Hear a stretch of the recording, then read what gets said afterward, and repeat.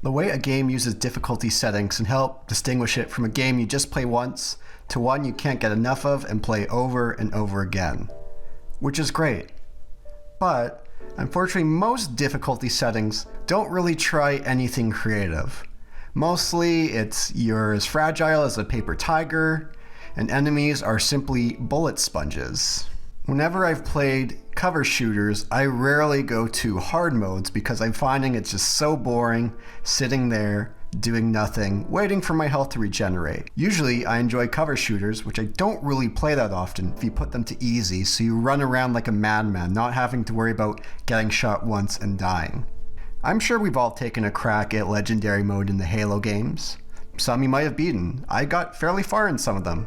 But then, the jackal snipers. Some games just have very bizarre things that happen with them in their difficulty settings. Beating Metal Gear Solid 2 on extreme mode. Now, not European extreme mode, which I understand is the more difficult one. Now, this game just simply throws everything at you. Fragile as a paper tiger, your map reduction, enemies are quick and sharp, and who could forget the Metal Gear Ray fights where you have to fight just seems like endless streams of them as opposed to just one at a time at before. But the funny thing about it is I nearly had to give up at some point, but not through what you would expect. There's a moment near the end of the game where you're getting choked out and you have to hit the button repeatedly to stay alive. For whatever reason, this is insanely difficult on extreme mode where you have to do it for a very long period of time and very quickly. I almost went and bought a turbo controller to beat this section. Don't even think about using auto fire or I'll know. Now, one thing I could really appreciate about harder difficulty settings is it really gets you to explore more at your arsenal. How many games have you played where you go through the entire game and in your inventory you have tons of consumable items that you've never touched? There's a really great video on this subject, which I will link to below. You could also see here. There are different ways you could deal with difficulty settings beyond just making enemies with triple the health and you with a third of the health. Let's take a look at 3 ways that developers can make use of difficulty settings that I think are much more interesting. Firstly, we have mission objectives. Thief is a great example of this. On normal mode, you have just a few objectives, while in expert mode, you have much more constraints, like not killing anyone, but also many more objectives, and you're required to loot far more. I recently replayed Thief the Dark Project, which 20 years later still stands the test of time. I've covered it in a video about how older games can hold up. Link below, or you could watch it in the top right here. Bumping up to the highest difficulty, I was truly exploring these already massive levels, finding new areas, looting, never knowing there's this much loot that you could get in the game, because you're required to get so much more and find additional items as opposed to simply playing on normal mode. Even more interesting is the Thief team took this from GoldenEye 007. Now, if you've ever played GoldenEye 007, think back to the first level, the dam. If you play it on the easiest difficulty, there's not much that you need to do. But bump it to the highest difficulty, you got way more objectives. You have to explore way more of the area. A second idea for changing with difficulty settings is custom difficulty. Dishonored 2 had settings for custom difficulty. It's like the settings for your graphics card if you're playing on PC. You could choose low setting, medium setting, high setting, ultra setting, or you could customize it in the way you see fit. You could change things like how much you could save, how visible you could be, how quickly people react, the amount of noise you make.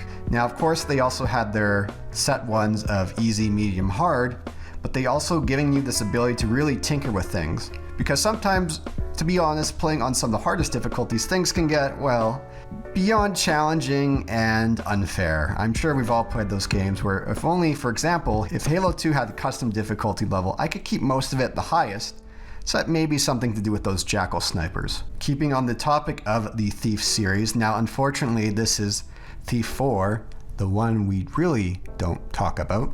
Thief 4 also had custom difficulty. Of course, they had their set ones of easy, medium, hard, but you could also adjust as necessary to find something that suits you, which I think is a really interesting idea, and I think more games should make note of. The third one we have is having no difficulty setting at all. Now, the most obvious example here being the Dark Souls series or anything from Software, Bloodborne, Sekiro. Straight from Miyazaki himself, here's what he had to say about difficulty settings.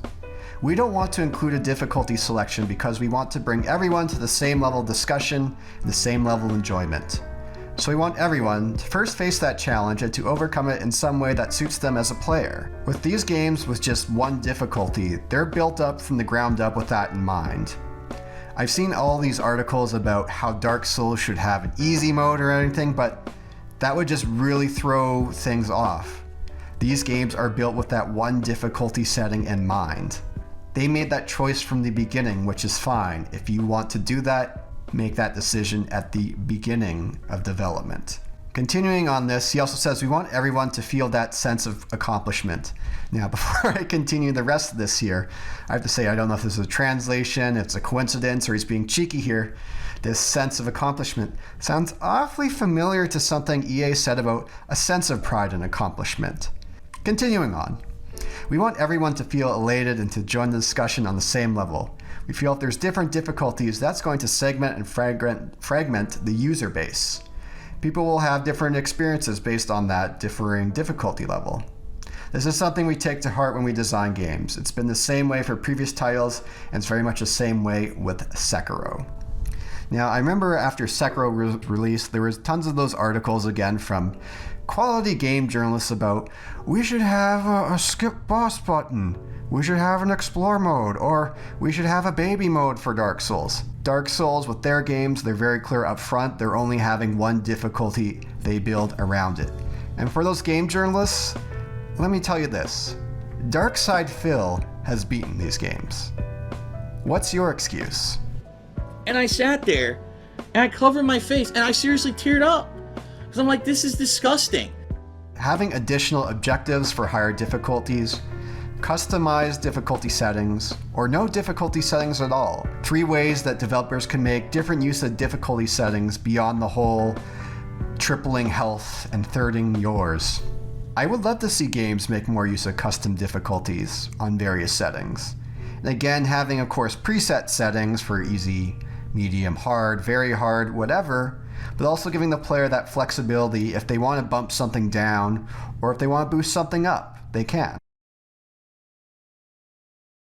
That's been my video for today. This is Boulder Punch. I hope you've enjoyed it.